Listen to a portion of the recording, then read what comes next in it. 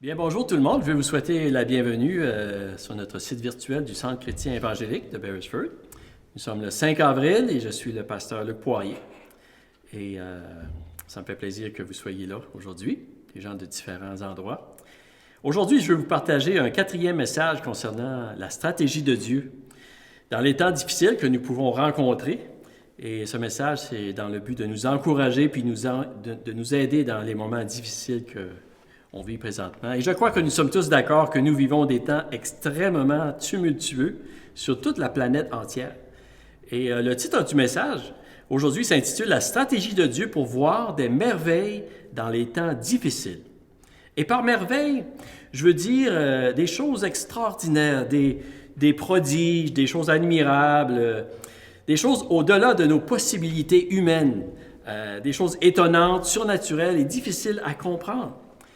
Et vous savez, je crois que Dieu, même dans ces moments de crise que nous vivons, il voudrait nous faire voir des merveilles de sa bonté, de sa grandeur et de son amour. Et avant d'aller plus loin, j'aimerais vous poser une question. Est-ce que vous êtes le type de personne qui rêve beaucoup? Est-ce que vous êtes du genre rêveur? Vous savez, quelqu'un qui envisage toujours des choses merveilleuses dans la vie, des choses excitantes comme des vacances formidables, des aventures dans la nature, qui rêve à une belle création ou un beau jardin de fleurs ou des choses comme ça. Ou peut-être que vous rêvez d'un monde où la paix, la justice et l'amour règnent. Est-ce que vous êtes de ce genre de personne-là, très optimiste? Bien, peut-être que oui, peut-être que non. Et puis, mais vous savez, je crois qu'à l'intérieur de chacun de nous tous, il y a un rêve, il y a un désir d'un monde meilleur, où la paix, où l'amour règne, où il n'y a plus de souffrance, de larmes, de maladies, de mort, de séparation, de misère, de pollution. Et c'est la raison aussi pourquoi nous sommes si attristés lorsque nous voyons tant de souffrances dans notre monde, d'injustice et de maladies, des guerres, et présentement la pandémie qui se répand partout sur notre planète. Mais aujourd'hui, je crois que plus que jamais, avec la pandémie, vous savez, du COVID-19, oui, nous sommes attristés et confus. Et on se demande s'il va y avoir des jours meilleurs ou simplement si les bons jours d'autrefois sont définitivement terminés. Et honnêtement, je vais vous dire, je me pose cette question-là. Est-ce que les beaux jours d'autrefois sont définitivement terminés? J'espère que non. Et je crois que non. Quelqu'un a dit un jour, si nous avons le désir en nous pour quelque chose, c'est parce que ces choses existent réellement. Et si nous avons des désirs pour des choses meilleures, vous savez, c'est parce qu'il existe réellement des choses meilleures. Tout comme il existe la nourriture et l'eau pour combler notre désir, notre faim, notre soif, parce que nous aspirons à une vie meilleure, il existe réellement une existence meilleure. Mais la grande question est ceci, comment pouvons-nous la trouver? Et aujourd'hui, je veux retourner dans le livre de Josué et voir avec vous les instructions que Dieu a données à Josué et à toute la nation d'Israël afin qu'ils puissent voir des merveilles, des prodiges, des choses étonnantes se produire de la part de Dieu. Et je crois, vous savez, que ceci était afin que la nation d'Israël soit affermie dans leur foi, dans le Seigneur de toute la terre, afin qu'ils puissent croire que Dieu est capable de prendre soin d'eux, et même dans les circonstances les plus difficiles et insurmontables qu'il affronterait. Et je crois aussi que c'était afin que la nation puisse voir la fidélité de Dieu à ses promesses et son amour aussi pour son peuple. Et je crois que dans les moments difficiles que nous vivons aujourd'hui, Dieu voudrait nous révéler aussi sa grandeur et son amour pour nous. Dieu voudrait que notre confiance en lui, dans son amour, dans sa grâce, grandisse de plus en plus dans notre cœur. Mais nous avons besoin, pour ceci, de connaître la stratégie qu'il utilise pour nous faire voir ces merveilles au milieu des temps difficiles, et c'est ce que je veux voir avec vous aujourd'hui. Et si vous avez votre Bible, vous pouvez tourner avec moi dans le livre de Josué, et nous allons lire à partir du chapitre 3, les versets 5 jusqu'au verset 17. Ça nous dit, Josué dit au peuple, « Consacrez-vous, car demain l'Éternel accomplira des merveilles au milieu de vous. » Puis Josué dit aux prêtres, « Portez l'arche de l'Alliance et passez devant le peuple. » Ils portèrent l'arche de l'Alliance et marchèrent devant le peuple. L'Éternel dit à Josué, « Aujourd'hui, je vais commencer à te rendre grand aux yeux de tout Israël, afin qu'ils sachent que je serai avec toi, comme j'ai été avec Moïse. Tu donneras cet ordre aux prêtres qui portent l'arche de l'Alliance. Lorsque vous arriverez au bord de l'eau du Jourdain, vous vous arrêterez dans le Jourdain. » Josué dit aux Israélites, « Approchez-vous et écoutez les paroles de l'Éternel, votre Dieu. » Josué dit, « Voici comment vous reconnaîtrez que le Dieu vivant est au milieu de vous et qu'il chassera devant vous les Cananéens, les Hittites, les Héviens, les Phérésiens, les Girgasiens, les Amoriens et les Jébusiens. L'arche de l'alliance du Seigneur de toute la terre va passer devant vous dans le Jourdain. Maintenant, prenez 12 hommes issus des tribus d'Israël, un de chaque tribu. Dès que les prêtres qui portent l'arche de l'Éternel, le Seigneur de toute la terre, poseront la plante des pieds dans l'eau du Jourdain, l'eau du Jourdain qui descend s'arrêtera comme s'il y avait une digue. Le peuple sortit de ses tentes pour passer le Jourdain, et les prêtres qui portaient l'arche de l'Alliance marchèrent devant le peuple. Quand les prêtres qui portaient l'arche furent arrivés au Jourdain et que leurs pieds se furent mouillés au bord de l'eau, le Jourdain déborde par-dessus toutes ses rives durant le temps de la moisson. L'eau qui descend s'arrêta et s'accumula à une très grande distance, près de la ville d'Adam qui est à côté de Tsartan. Les prêtres qui portaient l'arche de l'Alliance de l'Éternel s'arrêtèrent de pied ferme sur le sec, au milieu du Jourdain, pendant que tout Israël passait à pied sec jusqu'à ce que toute la nation ait fini de passer le Jourdain. J'aimerais prier à ce temps-ci. Seigneur, merci que tu nous as laissé ta parole pour que nous puissions te connaître ta grandeur, connaître ce que tu peux faire, connaître ton amour aussi et ta fidélité à tes promesses. Et je prie que tu utilises ce message pour fortifier nos cœurs, fortifier notre foi en toi, Seigneur Dieu. Et aussi pour que nous soyons obéissants lorsque tu nous parles, alors que tu veux manifester ta grandeur à travers de nous, pour nous révéler qui tu es, Seigneur, et comment tu veux prendre soin de nous et de notre nation. Je te demande à m'aider à partager ce message pour ta gloire, au nom de Jésus. Amen. Amen. Ici, à ce moment, ici dans la vie de la nation d'Israël, on retrouve Josué et le peuple qui se prépare à traverser le Jourdain. Le Jourdain, à ce moment-là, c'est une rivière d'environ 1,5 km de large. Le peuple se prépare à affronter leur ennemi, à entrer dans la terre promise, un pays où coule le lait et le miel, ce qui veut dire un bon pays d'abondance. Et Josué, comme nous avons vu dans les derniers messages, il a reçu les directives de Dieu pour lui-même. Dieu lui a dit « Fortifie-toi, Josué, prends courage, médite ma parole et ne t'en détourne pas ni à droite ni à gauche. Agis selon ma parole et c'est alors que tu auras du succès. » Est-ce que vous prenez le temps de fortifier votre cœur et votre foi? Vous savez, c'est très important pour vous dans les temps que nous vivons. Josué a donné les directives à ses officiers et au peuple. Il leur a dit, préparez-vous des provisions, aidez-vous les uns les autres et combattez ensemble. Écoutez les directives de vos dirigeants. Est-ce que vous écoutez les directives de nos dirigeants aujourd'hui? C'est important aussi. Josué et le peuple, nous avons vu, se sont préparés et maintenant, ils sont rendus près du Jourdain. Et Josué leur a dit, consacrez-vous à l'Éternel. Le peuple a peur, mais Dieu leur dit de se consacrer à lui, de se sanctifier, de se mettre à part, de regarder à lui, de lui donner leur crainte et leur peur et de fortifier leur foi.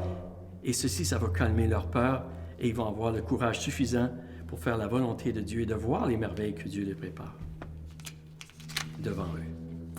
Et maintenant, c'est le moment de passer à l'action, de traverser le Jourdain. Quelle est la stratégie de Dieu à ce moment ici? On pourrait dire, vous savez, que la stratégie de Dieu, tout d'abord, c'est une stratégie inhabituelle qui demande la foi. Vous savez sûrement que Josué devait se demander comment il allait traverser le Jourdain. Lui et les prêtres et la nation entière, les officiers. Vous savez, le Jourdain était un obstacle majeur devant le peuple. Et j'aimerais qu'on pourrait se placer un peu dans la peau de ces personnes qui étaient là près du Jourdain pour quelques instants. Il y a une rivière devant eux, et à ce moment de l'année, la rivière est environ 1,5 km de large, très large. Ils sont environ 2 millions de personnes et ils doivent traverser la rivière. Les gens se posaient certainement la question, comment allons-nous traverser?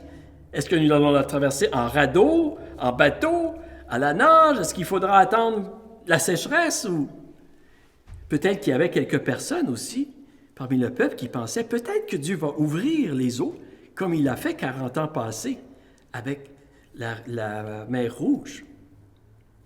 Quoi qu'il en soit, Dieu a révélé sa stratégie à Josué. Et c'était une stratégie qu'on pourrait dire inhabituelle qui demandait la foi. Et Josué a reçu cette stratégie et il a donné ses ordres. Simplement, il a donné ses ordres aux prêtres et il leur a dit, portez l'arche de l'Alliance et passez devant le peuple et arrêtez-vous dans le Jourdain. Vous savez, l'arche de l'Alliance, c'était un coffre rectangulaire, environ 1 mètre de long par 1 demi-mètre de large, recouvert d'or, avec sur le couvert en or massif 2 anges qui se faisaient face. Et dans ce coffre, il y avait les tablettes de la loi, les 10 commandements que Dieu avait donnés à Moïse. Il y avait un vase aussi de la manne, en souvenir de la provision que Dieu avait donnée à son peuple dans le désert. Il y avait aussi le bâton d'Aaron, symbole de l'autorité du grand prêtre. Mais en fait, vous savez, l'arche de l'Alliance, c'était vraiment le symbole de la présence et de la puissance de Dieu. Et les ordres donnés à la nation étaient simplement de suivre l'arche de l'Alliance à une distance d'environ 1 kilomètre. Et Josué l'a dit, l'arche va vous montrer le chemin que vous devez suivre, car vous n'avez jamais passé par ce chemin. C'est un chemin connu pour vous. Ici, nous voyons que Josué était à l'écoute de Dieu et qu'il a accepté de croire dans une façon, dans une stratégie inhabituelle de faire les choses. Nous voyons aussi son courage et nous voyons sa foi dans la grandeur de Dieu. Et vous savez, dans les moments difficiles, les leaders ou les dirigeants jouent un rôle très important dans la réalisation des merveilles que Dieu veut accomplir. Leur foi et leur courage, leur écoute de Dieu est extrêmement important. Et si vous êtes un dirigeant ou vous êtes responsable d'un groupe de personnes, même seulement de votre famille, votre écoute de Dieu, votre courage et votre foi est crucial pour le bien de tous ceux qui sont à votre charge. Et si vous êtes un croyant en Jésus-Christ, votre écoute de Dieu, votre courage, votre foi est aussi très importante pour ceux qui ne croient pas encore et qui doutent de la grandeur de Dieu. Josué a donné les directives aux sacrificateurs, aux prêtres. Il leur a dit, passez devant le peuple, marchez devant le peuple, et lorsque vous arriverez dans le Jourdain, les eaux vont s'arrêter. Nous voyons aussi dans cette histoire que la stratégie de Dieu, oui, c'était une stratégie inhabituelle qui demandait la foi, et c'était aussi une stratégie inhabituelle qui demandait l'obéissance. Et ici, nous voyons l'obéissance des prêtres à passer devant et à marcher devant le peuple et de se rendre jusque dans le Jourdain. Et ils se sont mis les pieds dans l'eau, comme Dieu leur a demandé à travers Josué. Les instructions, vous savez, étaient simples et claires. Ils n'étaient pas compliqués, mais il y avait définitivement un geste d'obéissance et un élément de foi qui était très important. Parce qu'habituellement, lorsqu'on se met les pieds dans l'eau, l'eau n'arrête pas de circuler.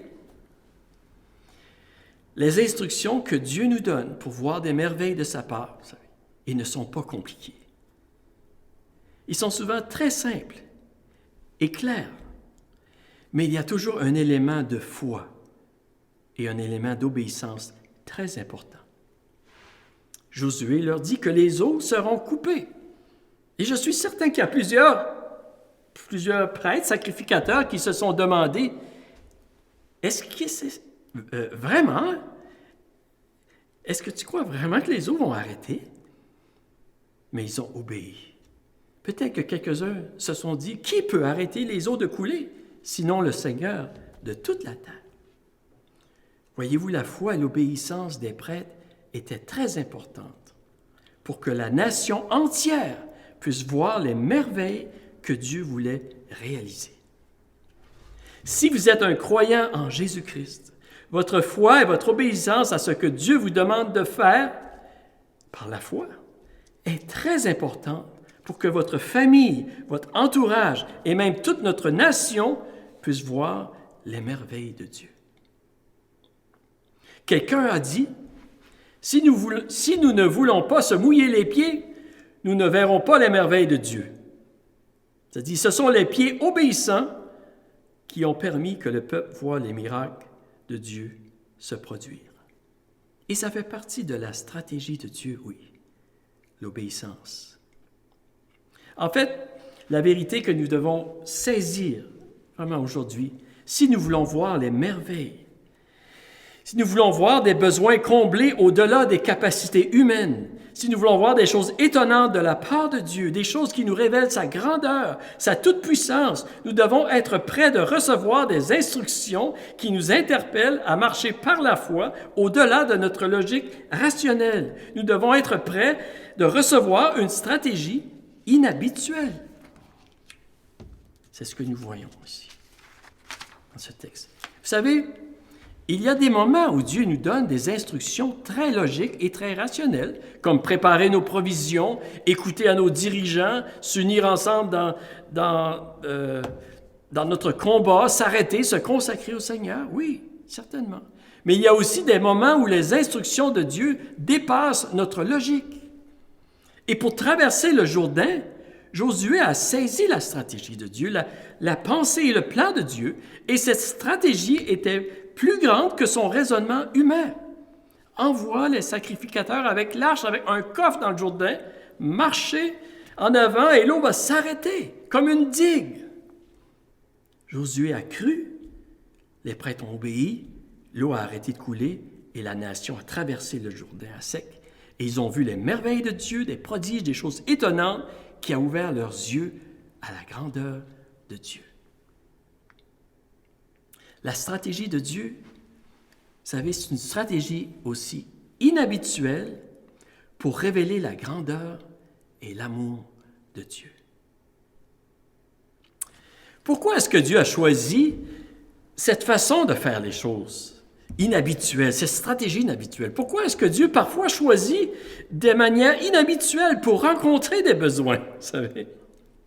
On pourrait même dire, pourquoi est-ce que Dieu a choisi ce moment-là pour faire traverser le peuple? C'était le temps de l'année où le Jourdain débordait sur les rives. Il était environ 1,5 km de large.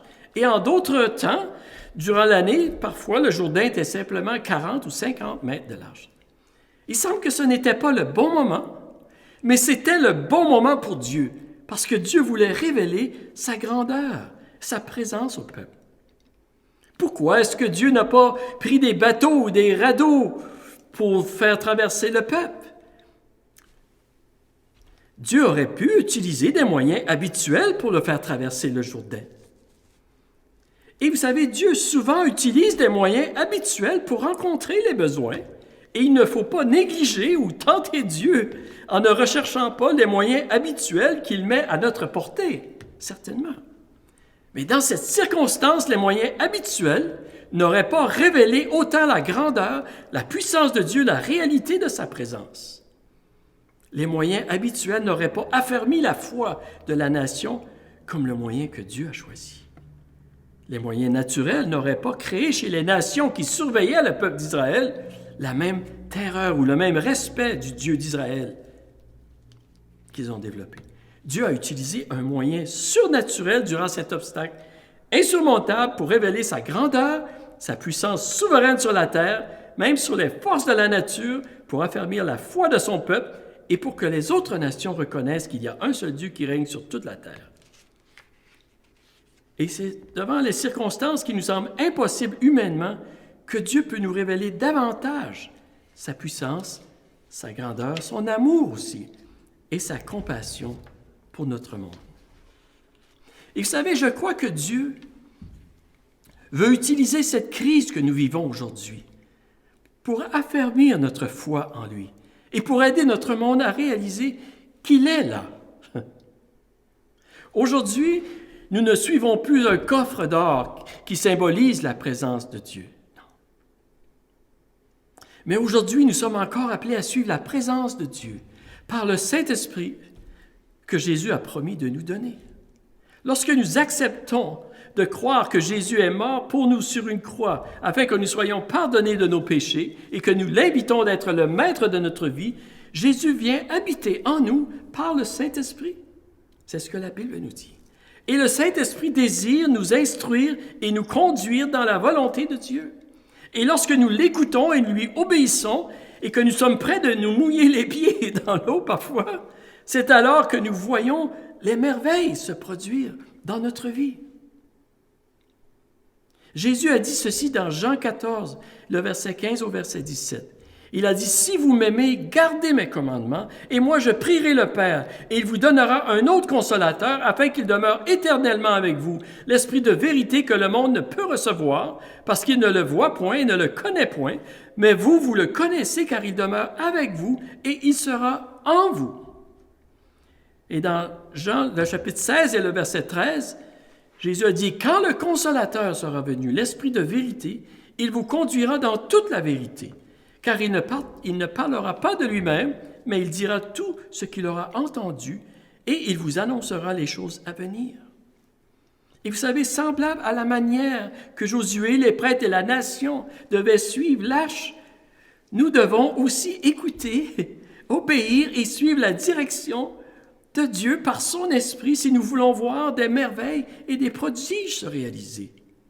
Et tout comme il y avait dans l'arche les commandements de Dieu, suivre la direction de l'Esprit de Dieu aujourd'hui, c'est aussi suivre la parole de Dieu. Et je vous encourage à lire le Nouveau Testament et à découvrir l'amour de Dieu pour vous et sa volonté pour votre vie. Et tout comme il y avait dans l'arche aussi un vase de manne qui symbolisait la provision de Dieu pour son peuple, en suivant la direction de l'Esprit de Dieu, aujourd'hui, nous sommes assurés que Dieu va pourvoir à tous nos besoins selon sa richesse avec gloire en Jésus-Christ. Jésus a dit ceci dans Matthieu 6, au verset 33 et 34. Il dit, « Cherchez premièrement le royaume et la justice de Dieu, et toutes ces choses vous seront données par-dessus. Ne vous inquiétez donc pas du lendemain, car le lendemain aura soin de lui-même. À chaque jour suffit sa peine. » Et tout comme il y avait dans l'arche aussi le bâton d'Aaron, le grand sacrificateur, lorsque nous acceptons Jésus dans notre vie et nous acceptons de suivre sa direction, nous pouvons être assurés que nous avons un grand prêtre, un grand intercesseur, Jésus, qui est là pour nous aider, pour nous comprendre, pour intercéder pour nous. Et nous savons qu'il a offert le sacrifice ultime pour le pardon de nos péchés, que nous sommes pardonnés et réconciliés avec Dieu, notre Créateur, le Seigneur de toute la terre. Aujourd'hui, en terminant, vous savez, je crois que notre monde, dans le dernier mois, a changé d'une façon permanente avec la crise mondiale que nous vivons présentement. Mais Dieu, lui, il ne change pas. Son amour, sa compassion, sa puissance, son désir de venir à notre secours ne changent pas. Et je crois que Dieu, notre Créateur, qui voit tout ce qui se produit, vous savez, je crois qu'il voudrait utiliser cette crise, cette situation, qui nous semble catastrophique, pour ne pas dire d'une ampleur apocalyptique, pour captiver notre attention, pour nous révéler sa grandeur. Et je crois, vous savez, que Dieu veut utiliser des moyens non habituels, inhabituels, surnaturels, pour captiver notre attention. Il veut nous faire voir des merveilles et des prodiges. Et comme avec Josué, la foi et le courage de ceux qui avaient des responsabilités de direction étaient très importantes, comme pour les prêtres aussi, qui ont obéi, qui ont marché dans l'eau, et que leur foi et leur obéissance étaient très importantes pour toute la nation.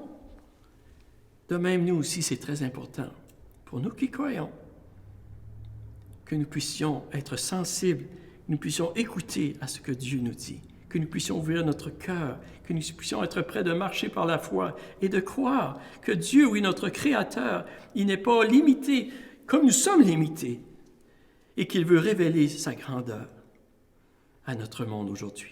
Et je vous encourage de l'inviter dans votre vie à recevoir ses instructions. Recevez Jésus comme votre Sauveur. Écoutez-le, obéissez-le, et vous verrez des merveilles dans votre vie. Et vous savez, toute l'ampleur des merveilles que nous aspirons à l'intérieur de nous, vous savez, toutes les merveilles, elles existent réellement.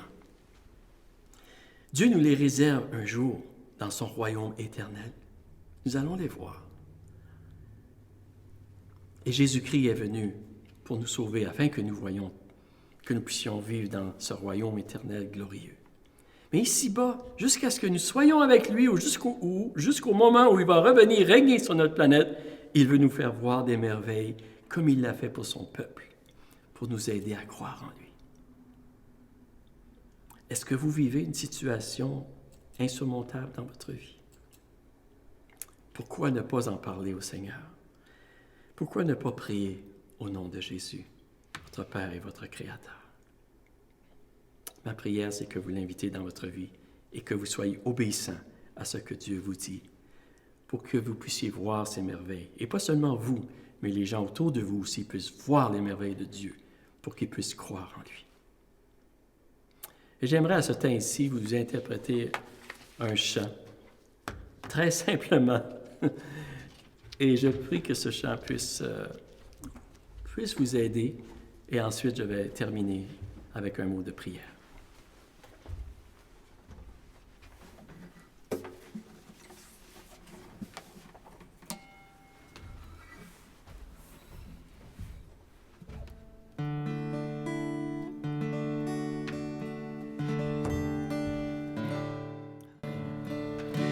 Voici mon cœur, je suis à toi pour toujours. Tu es ma force, mon Dieu de grâce et d'amour.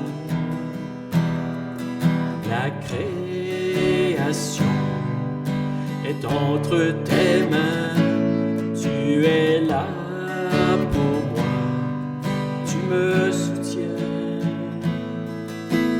Gloire au roi de l'univers, si merveilleux est ton immense amour, immense amour. Tu ne changes pas, tu es toujours mon Dieu de grâce et mon immense amour, immense amour.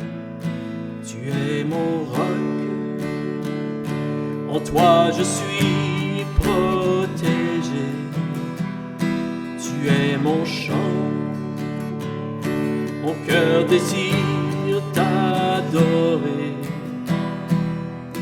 La création est entre tes mains, tu es là pour moi, tu me soutiens.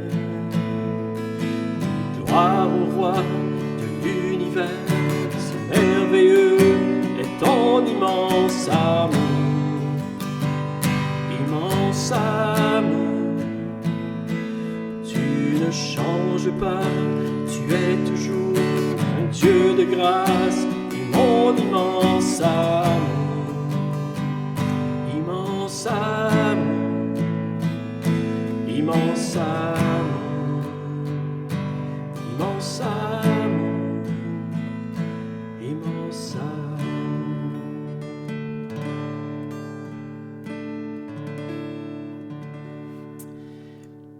Père Céleste, je veux te remercier aujourd'hui pour l'amour que tu as pour chacun de nous. Tu nous l'as prouvé lorsque tu as envoyé Jésus mourir sur une croix pour nous, pour qu'on soit pardonné de nos péchés, qu'on soit réconcilié avec toi. Je prie, Seigneur, pour tous ceux qui écoutent ce message aujourd'hui, qu'ils puissent, Seigneur, ouvrir leur cœur à toi et recevoir, Seigneur, ton amour, recevoir ta grâce dans leur vie. Je prie également, Seigneur, que tu nous aides, chacun de nous, à être attentifs à ta voix, comme Josué l'a été, Seigneur. Et qu'on soit, Seigneur Dieu, aussi obéissant, Seigneur Dieu, comme les prêtres ont été obéissants d'aller dans l'eau. Et que, Seigneur, oui, que nous soyons, Seigneur, des témoins pour toi, parce que tu veux te révéler à chacun de nous et tu veux te révéler au monde, Seigneur. Et je prie que tu nous aides à te faire confiance en toutes circonstances et à t'obéir fidèlement. Et Seigneur, je prie aussi que ta miséricorde soit déversée sur notre monde, afin, Seigneur Dieu, que tu étendes ta main pour que cette pandémie, Seigneur, diminue et qu'elle disparaisse, Seigneur. Je te le demande. Je prie également que tu étendes ta main pour guérir ceux qui sont malades, Seigneur Dieu. Je prie que tu donnes la sagesse à ceux qui nous gouvernent, Seigneur. Je prie que tu protèges le personnel médical, ceux qui sont au front pour lutter contre cette maladie, Seigneur. Je te le demande, Seigneur Dieu. Et je te remercie pour ton amour pour chacun de nous. Je te demande toutes ces choses dans le nom de Jésus. Amen. Amen. Je vous souhaite une bonne semaine tout le monde et que Dieu vous bénisse. Au plaisir de vous revoir la semaine prochaine. Merci beaucoup.